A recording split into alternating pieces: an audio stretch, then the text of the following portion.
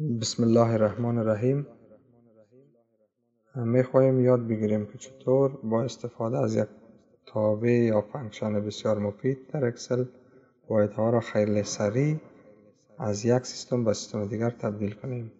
کی تابع یا فانکشن عبارت از تابع کانورت است. مثلا ما میخواهیم در این مثال را کار کنیم که چطور ما میتونیم متر به انچ تبدیل کنیم. البته قسمت که شما میبینین یک جدول نمونوی ترتیب شده.